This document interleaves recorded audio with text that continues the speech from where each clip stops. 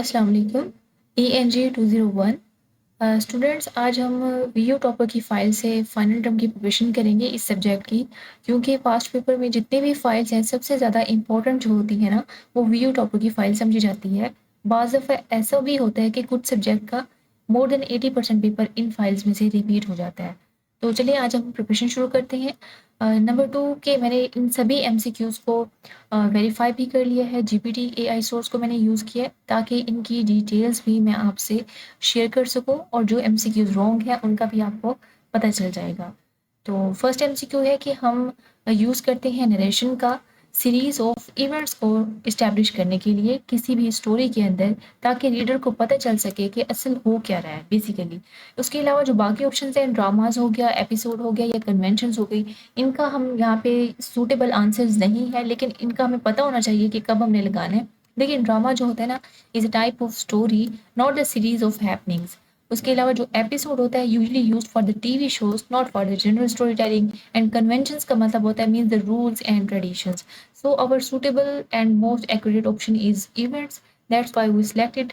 Okay, तो इसका वैसे मतलब ये होता है कि events are the things that happen one after the another in the story. I hope ये कम्प्लीटली आपको पॉइंट क्लियर हो गया होगा। तो नेक्स्ट देखते हैं। List of samples in and dash addition to the front matter of analysis report. देखिए, front matter analysis report के अंदर जो लिस्ट ऑफ सैम्पल्स है इसको ऑप्शनल समझा जाता है। अगर हमने डिटेल शेयर करनी हो तब हम इसको इसेंशियल या इम्पोर्टेंट कह सकते हैं, लेकिन जब फ्रंट मैटर ऑफ एनालिसिस की बात होगी तब हम इसको कहेंगे कि ये ऑप्शनल है। मज़ीद इसकी हम डिटेल देख लेते हैं ताकि आपको ये याद रहे। देखिए, a list of samples is not always required, हमेशा इसकी ज़रूरत नहीं होती in every analysis report. It is only added if the report include the many samples. जब रिपोर्ट के अंदर बहुत ज़्यादा सैम्पल्स और एक्सप्लेनेशन की ज़रूरत हो तब हम यूज़ करेंगे, अदरवाइज इसको हम ऑप्शनल कहेंगे। बस ये आप अपने माइंड में रखें। नेक्स्ट वन है functional specifications will form the basis for the highly precise dash specifications, तो इसको बोलेंगे डिज़ाइन स्पेसिफिकेशंस। देखिए, अब इसकी थोड़ी सी हम मज़ीद डेप्थ में जाते हैं। ये चीज़ क्या है? जो फंक्शनल स्पेसिफिकेशंस होती हैं ना वो एक्सप्लेन करती हैं what a system should do. ये कंप्लीट जो सिस्टम है ना वो करेगा क्या, ये फंक्शनल स्पेसिफिकेशंस डिसाइड करती हैं या एक्सप्लेन करती हैं। उसके अलावा these are later use to create, इनको यूज़ करते हुए उसके बाद हम डिज़ाइन स्पेसिफिकेशंस बनाते हैं which is more detail and precise. मतलब जो स्टार्टिंग वाली जो फंक्शनल स्पेसिफिकेशंस होती है ना ये शॉर्ट होती हैं, बस हमें पता होता है कि हमने करना क्या है।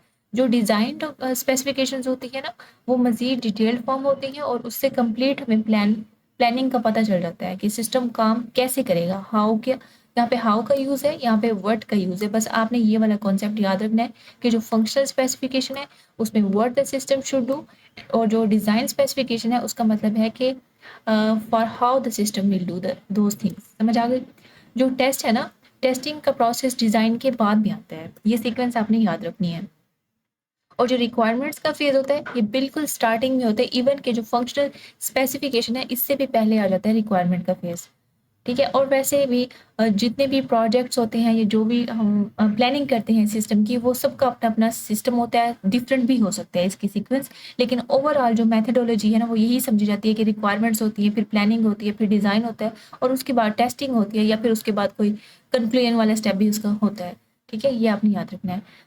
अब बार-बार मैं उस फाइल पे मूव नहीं कर रही, ये सारे वाले वही एमसीक्यूज़ हैं, तो हम यहीं पे रहेंगे ताकि हमारा टाइम बार-बार वेस्ट ना हो।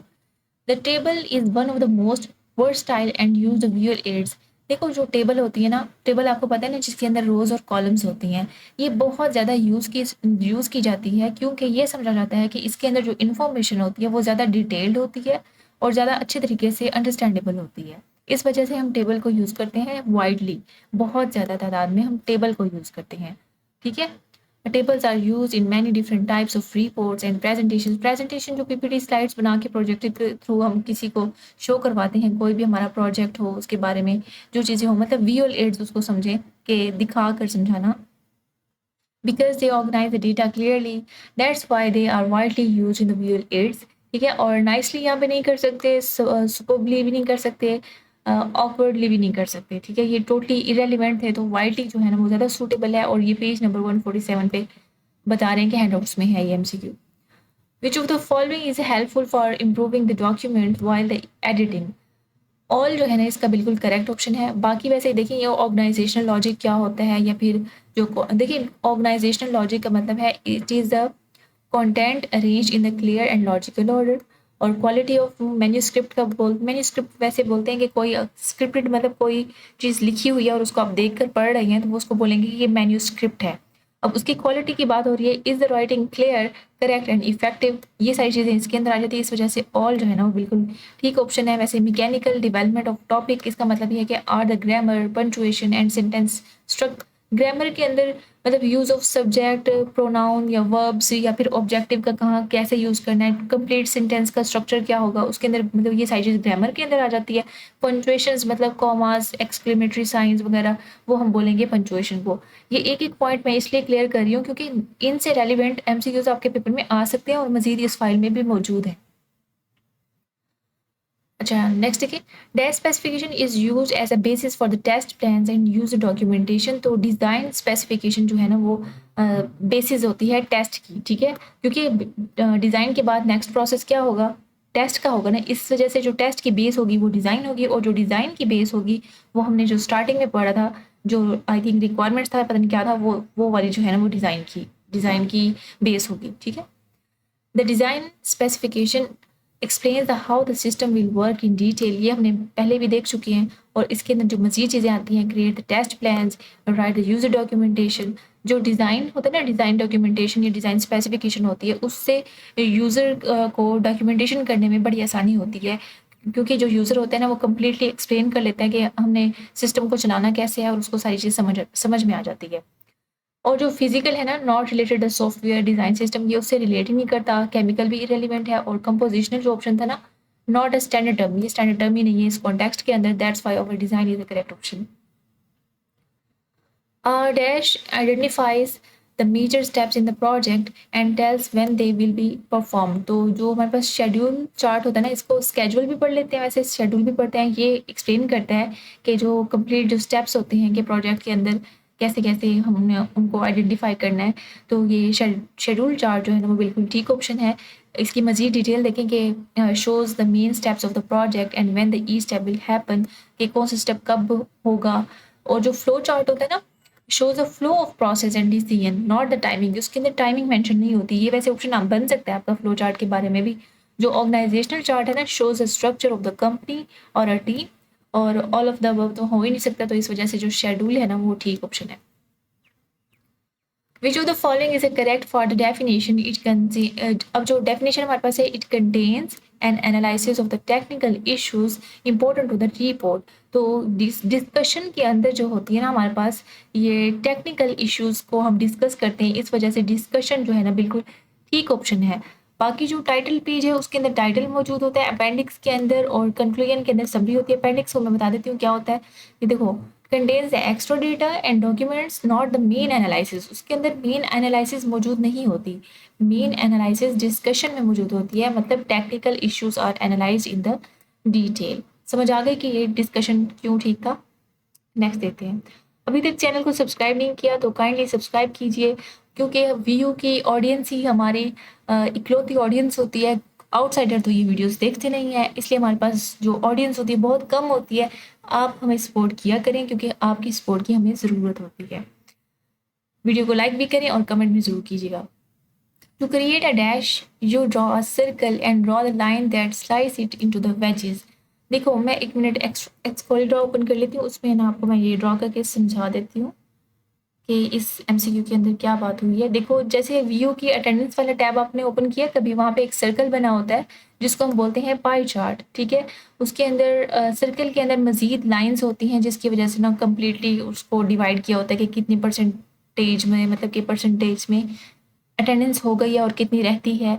और मुख्तलिफ तरीके होते हैं, मतलब यहाँ पे कलरिंग से भी हम शो करवा सकते हैं, तो इसको बोलते हैं पाई चार्ट। और ये चीज़ होती है कि draw a circle and draw the lines that slice into the wages. अब ये जो पार्टीशन हो गई है इसको वेजेस बोल रहे हैं, और ये लाइंस हमने ड्रॉ किया, और ये एक हमारे पास सर्कल था, इस वजह से ये कंप्लीट डेफिनेशन बता रहे हैं पाई चार्ट की। उसके अलावा टेबल का आपको पता है कि टेबल के अंदर जो बेसिकली हमारे पास इस शेप में होती हैं, मतलब कि उसके अंदर रोज़ होती हैं और उसके बाद कॉलम्स होते हैं। इसको हम टेबल, ये डेटा स्ट्रक्चर है टेबल का। और जो हमारे पास जो फ्लो चार्ट होता है ना, उसके अंदर आई थिंक रेक्टेंगल्स और बॉक्सेस बने होते हैं, उसके अंदर सर्कल्स नहीं होते। हाँ, यही बता रहे हैं फ्लो चार्ट के अंदर, ठीक है। फ्लो चार्ट का भी आपने याद रखना है, टेबल का भी, ग्राफ का मैं आपको बता देती हूँ कि जैसे आपके पास 2 वेरिएबल्स होती हैं वाई एक्सिस पे और एक्स एक्सिस के ऊपर, उनके दरमियान आप रिलेशन को शो करवाते हैं, ठीक है। और यहाँ पे कुछ लाइंस भी ड्रॉ कर देते हैं, जैसे लाइन ग्राफ भी होता है, उसके अलावा बार ग्राफ भी होते हैं, बहुत सारी इसकी टाइप्स हैं। लेकिन यहाँ पे जो उन्होंने डेफिनेशन दी है उसके मुताबिक जो पाई चार्ट है ना, वो बिल्कुल करेक्ट ऑप्शन है। वैसे मैंने बाकियों का भी आपको बता दिया अगर आ जाए तो। अब देखिए, presenters can dash effectiveness of the most instruction bye including. अब इस बात को समझो, वैसे मैं पहले भी बता चुकी हूँ, प्रेजेंटर्स होते हैं जो प्रेजेंटेशन दे रहे होते हैं, ठीक है। व्यू एड्स का वो यूज़ करते हैं किस चीज़ को, इफेक्टिवनेस को इंक्रीज करने के लिए, ठीक है। व्यू एड्स का मतलब कोई वो मोबाइल यूज़ कर लें या कोई स्क्रीन यूज़ कर लें, लैपटॉप की स्क्रीन यूज़ कर लें, या प्रोजेक्टर के थ्रू पीपीटी स्लाइड्स वॉल पे कुछ इस तरह से बना के आपको शो करवाएं, तो उससे जो अंडरस्टैंडिंग होगी ना, वो मज़ीद इफ़ेक्टिवनेस होगी या इफ़ेक्टिव होगी, उसमें इजाफा होगा। इस वजह से presenter can increase the effectiveness of the most instruction bye including the visual aids. समझ आ गई? रिड्यूस, डिक्रीज और डिमिनिश कंप्लीटली अपोजिट ऑप्शंस है, इस वजह से वो यहाँ पे सूटेबल नहीं है। तो इंक्रीज जो है ना वो ठीक ऑप्शन है, ठीक है। You can also use the visual aids to present the information in support of your points. देखो, persuasive यहाँ पे करेक्ट ऑप्शन है। इसकी रीजन देखते हैं कैसे। अब विजुअल एड्स होते हैं ना, हेल्प करते हैं support your persuasive points by making your argument clearer and more convincing to the audience, ताकि आप जल्दी से अट्रैक्ट कर पाएँ ऑडियंस को। इस वजह से सपोर्ट योर परसुएसिव पॉइंट जो है ना, परसुएसिव बेसिकली ठीक ऑप्शन है यहाँ पे। वीक नहीं हो सकता, कंक्लूसिव भी नहीं है, इंफॉर्मेटिव भी बिल्कुल नहीं हो सकता। वैसे देख लेते हैं, कंक्लूसिव का मतलब रेफर्स टू द फाइनल और closing the points less common than term here, ठीक है। और इन्फॉर्मेटिव का मतलब while viewer aids can support the information points to the phrase in support of your points is most commonly paired with the persuasive. तो persuasive ज़्यादा suitable है, इस वजह से हमने उसको यूज़ किया। नेक्स्ट देखो, in the dash pronoun case the pronoun form functions as an object. तो देखो, जब हमारे पास प्रोनाउन होते हैं ना, अब यहाँ पे थोड़ा सा मजीद बात करेंगे। नाउन को देख लेते हैं। नाउन होता है the name of person, place और थिंग इज कॉल्ड नाउन, ठीक है। और जो चीज़ नाउन की जगह पे यूज़ होगी उसको प्रोनाउन कहेंगे।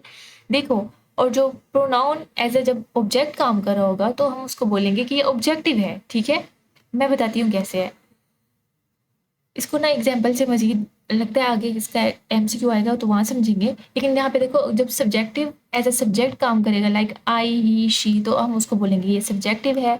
रिलेटिव का मतलब refers to the pronouns like who, which, that, तो इस वजह से हम उसको बोलेंगे कि एज ए रिलेटिव काम कर रहा है। और पोजेसिव किस तरह से काम करेगा, shows the ownership like he is, her, on और देयर, ठीक है। तो आपने ये समझना है कि प्रोनाउंस डिफरेंट जगहों पे डिफरेंटली काम करेगा। जहाँ पे वो एज अ हु, दैट, विच काम करेगा तो आप कहेंगे कि एज अ रिलेटिव काम कर रहा है। और जहाँ पे एज अ सब्जेक्ट काम करेगा लाइक आई, ही और शी, तो आप बोलेंगे ये सब्जेक्टिव के तौर पे काम कर रहा है। और जहाँ पे हिज, हर और देयर की बात होगी, मतलब कि वो ऑनरशिप शो कर रहा है, तो उसको बोलेंगे कि ये पोजेसिव, एज अ पोजेसिव काम कर रहा है। समझ आ गई? ठीक है, फिर वीडियो को पॉज करके दोबारा सुन लेना, समझ आ जाएगी आपको। In essence, a dash is the statement of the attributes of the product, process, or a service user wishes to purchase and consequently which of the supplier is expected to supply। तो इसको बोलेंगे हम specification. ये complete जो scenarios आपके पास given है, ये guarantee नहीं है, रिक्वायरमेंट्स भी नहीं है, तो स्पेसिफिकेशन है, ठीक है। अब वैसे स्पेसिफिकेशन वो चीज़ होती है, क्लियर डिस्क्रिप्शन और द फीचर्स और एट्रीब्यूट्स ऑफ द प्रोडक्ट, किसी भी प्रोडक्ट की खसूसियात को, एट्रीब्यूट्स भी खसूसियात को कहते हैं, फीचर्स भी खूबियों को ही कहते हैं। तो उसकी कंप्लीट जो डिस्क्रिप्शन होगी ना, उसको हम बोलेंगे स्पेसिफिकेशन। वैसे कभी आपने कभी हम जैसे मेडिसिन लेते हैं ना, तो उसके अंदर से हमारे पास एक और नोट निकलता है, उसके अंदर कंप्लीट तारीफ़ें लिखी होती है ना उसकी, तो मेडिसिन की, तो उसको बोलेंगे कि ये स्पेसिफिकेशन है, ठीक है, कह सकते हैं उसको। उसके अंदर बाकी चीज़ें भी वैसे होती हैं, उसके अंदर रिक्वायरमेंट्स भी मेंशन होती हैं, इंग्रेडिएंट्स भी मेंशन होते हैं, गारंटी भी मेंशन होती है बाज़ दफ़ा। तो ये जो हमारे पास जो सिनेरियोज गिवन था, उसके मुताबिक ये हमारे पास स्पेसिफिकेशन है, सिंपल। जो गारंटी होती है ना, वो प्रॉमिस होता है या वारंटी होती है, वो डिटेल डिस्क्रिप्शन नहीं होती। रिक्वायरमेंट्स होती है what is needed, but specification is detail statement of those needs.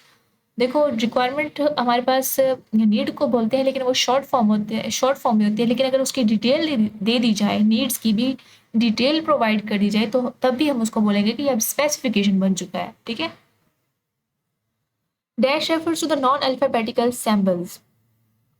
देखो ये पंचुएशन मार्क्स होते हैं ना, जैसे कॉमा हो गया, जैसे colon, semi colon, question mark हो गया, ये नॉन अल्फाबेटिकल सिंबल्स हैं। ये अल्फ़ाबेट से तो स्टार्ट नहीं होते ना, इस वजह से ये इस तरह की जो प्रॉब्लम्स अराइज होंगी उसको हम बोलेंगे पंक्चुएशन प्रॉब्लम्स, क्योंकि ये नॉन अल्फ़ाबेटिकल सिंबल्स होती हैं। उसके अलावा बाकी ऑप्शन देखें, एडिटिंग प्रॉब्लम्स, ये भी काफ़ी डिटेल में होती हैं, राइटिंग भी डिटेल में होती है, फंक्शनल भी। पंक्चुएशन यहाँ पे सूटेबल ऑप्शन है। वैसे पंक्चुएशन का मतलब होता है refers to the non alphabetical symbols like commas, periods, question marks etcetera. So the problems related to these symbols are the punctuation problems. Editing too general होती हैं, writing also too broad, and functional यहाँ पे relate नहीं कर रहा, इस वजह से पंक्चुएशन ठीक है। In order to insure dash closely link the pronoun their antecedent. अब ये देखो, इसको थोड़ा सा समझो। जैसे मैं कहूँ एक एक ऐसे है, उसमें हम किसी लड़के के बारे में कोई ऐसे लिख रहे हैं, ठीक है। अब फर्दर अगर हम उसका नाम सपोज कि उसका नाम अहमद है, ठीक है। अहमद अहमद पूरी जगह पे तो नहीं यूज़ करते, उसकी जगह पे हम ही यूज़ करते हैं, लेकिन उसको प्रोसीड करने के लिए, रिलेट करने के लिए नेक्स्ट हम हीज़ यूज़ करेंगे, हर तो यूज़ नहीं करेंगे ना।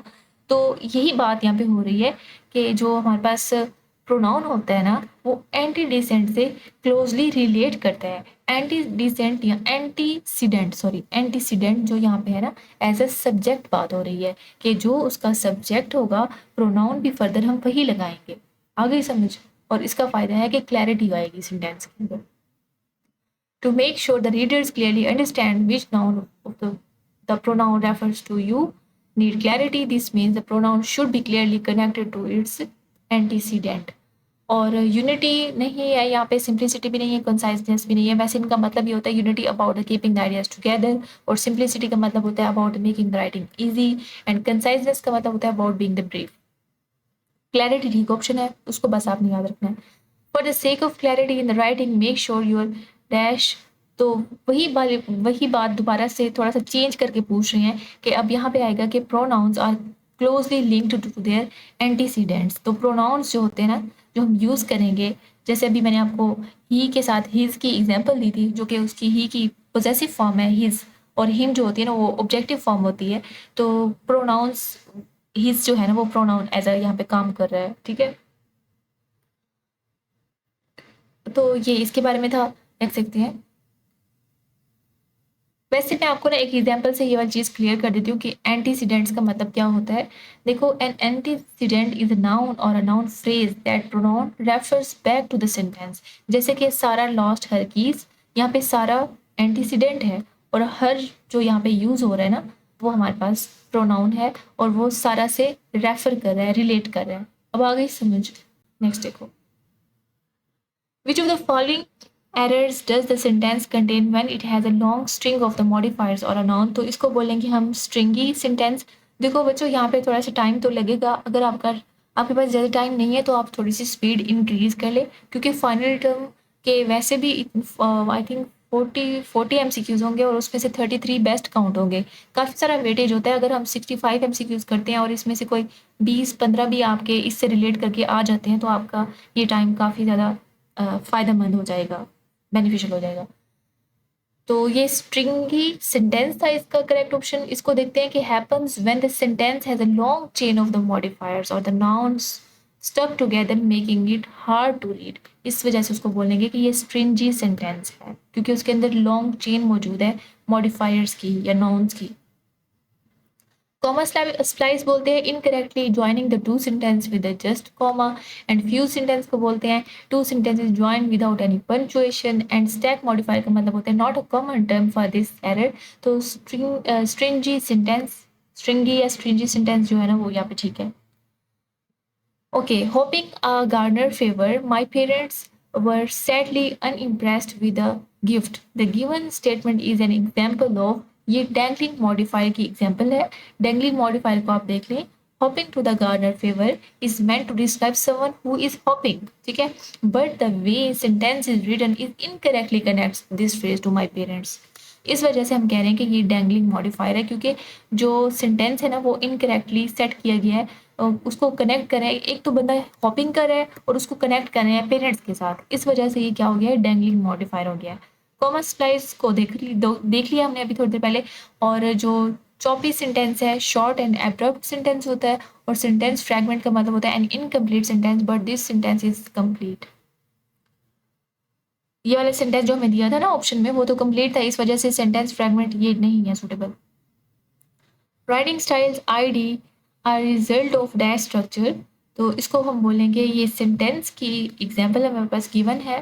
देखिए, writing style depends a lot on how the sentence are structure, the way the sentence are formed and connected the shapes the overall style of the writing. आगे समझ। For many writers the worst part of the writing experience in the very dash. देखो, जब भी हम writing करते हैं ना, जो वर्स्ट पार्ट मतलब खतरनाक या बुरा समझ लें, वर्स्ट का यहाँ पे समझा जाता है स्टार्टिंग, मतलब स्टार्ट कैसे लें, ये बड़ा मुश्किल होता है कि स्टार्ट कैसे लें।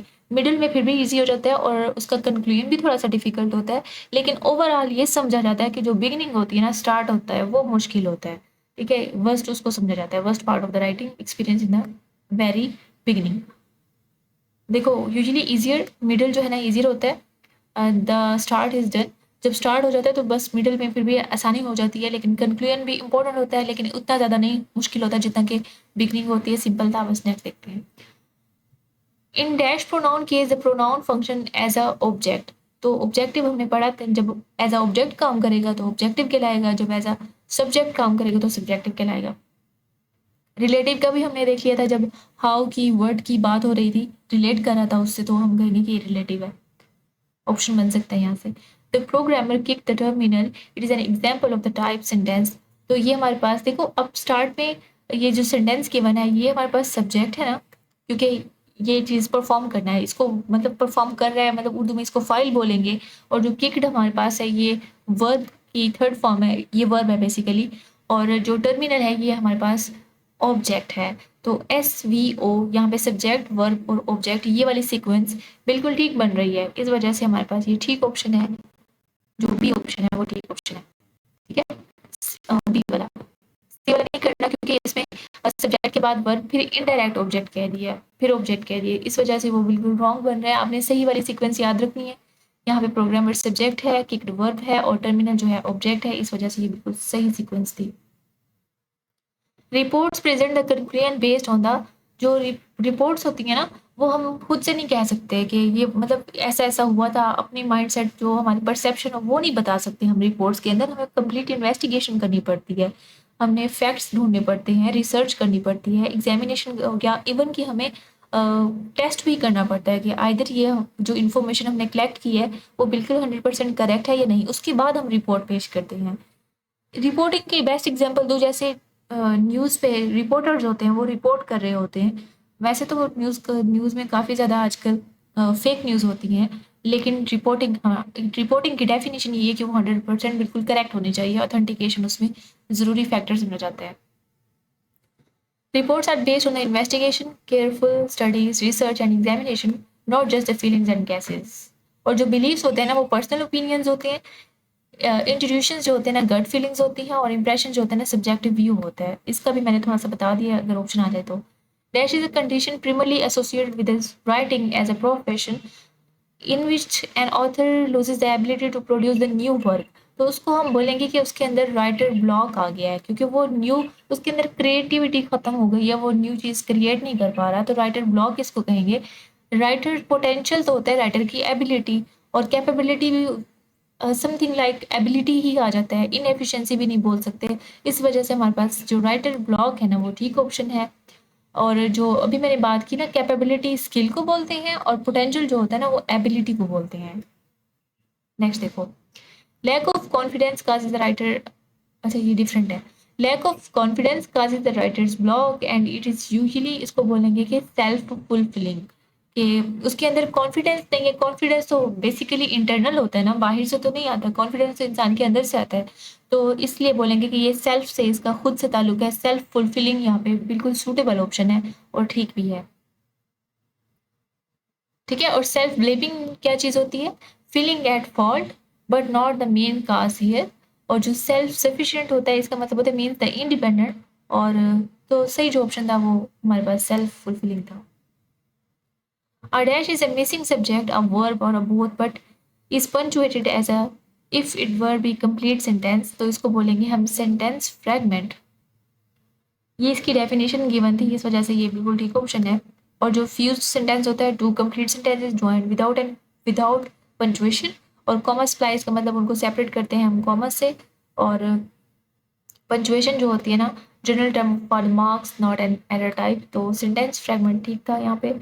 Dash section presents the result of analysis, तो इसको बोलते हैं, देखो अब यहाँ पे रिजल्ट की बात हुई है तो स्ट्रेट फॉरवर्ड हम कह देंगे कि ये हमारे पास कंक्लूजन है, क्योंकि कंक्लूजन के अंदर ओवरऑल समरी होती है, रिजल्ट होता है।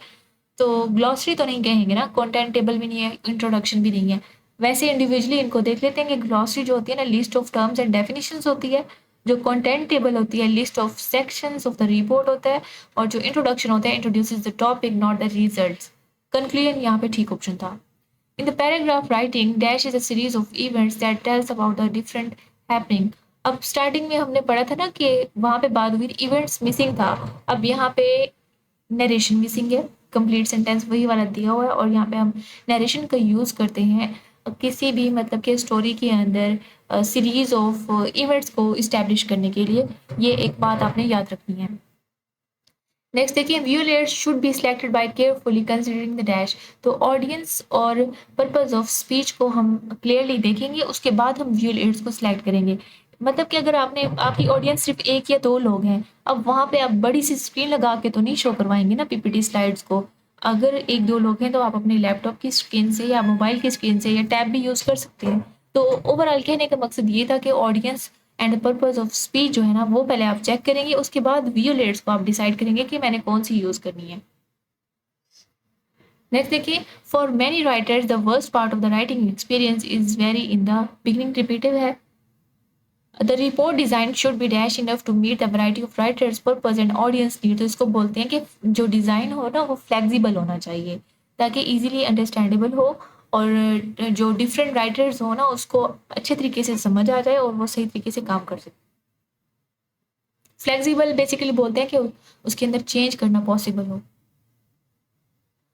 Audio visuals aid help dash students in the class.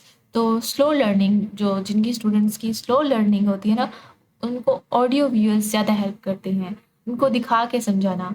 जिनकी लर्निंग बहुत फास्ट होती है, ये भी तो एबिलिटी कैपेबिलिटी होती है स्टूडेंट्स के अंदर या किसी के अंदर भी, जो भी लर्नर्स हैं, बेसिकली हमारे पास ऑडियंस है, अगर वो क्विकली लर्न कर लेते हैं तो ओरल कम्युनिकेशन से भी वो जल्दी जल्दी सीख जाएंगे। लेकिन जो स्लो लर्नर्स होते हैं उनको बाकायदा तौर पे आपको डायग्राम्स या चार्ट्स बना के दिखाने की ज़रूरत पड़ती है।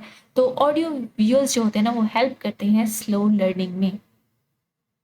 जो क्यूरियस है ना वर्ड, इसका मतलब है they help all but the slow learners benefit मोर। और इंटेलिजेंट, अच्छा ये इससे रेलिवेंट टोटली चेंज थे, बस उसको यहाँ देखते हैं। Mark the following statement as true और false, the visual should be very difficult to understand. यहाँ पे डिफिकल्ट का वर्ड यूज कर दिया उन्होंने, इस वजह से हम इसको कह रहे हैं कि ये फॉल्स है। अगर यहाँ पे कह देते कि बहुत इजी है, अंडरस्टैंडिंग में हमें हेल्प होती है विजुअल से, तो हम कह देते कि ये ट्रू है। Dash prose often serves as a raw material for the more elaborate forms of the analytical prose। तो इसको बोलेंगे हम डिस्क्रिप्टिव prose। इसको देखते हैं ये क्या चीज़ है, प्रोवाइड, वैसे वही चीज़ रिपीट कर दी यहाँ पे कि provide the detail information and is often the basic material that later develop in the more complex analytical writing. जो बेसिक हमारे पास इन्फॉर्मेशन होती है ना वो डिस्क्रिप्टिव prose होता है। अगर मज़ीद मतलब कि जो इससे हम मज़ीद जो है ना कॉम्प्लेक्स एनालिटिकल राइटिंग कर सकते हैं, इसको बेस बनाकर डिस्क्रिप्टिव प्रोज को, ठीक है।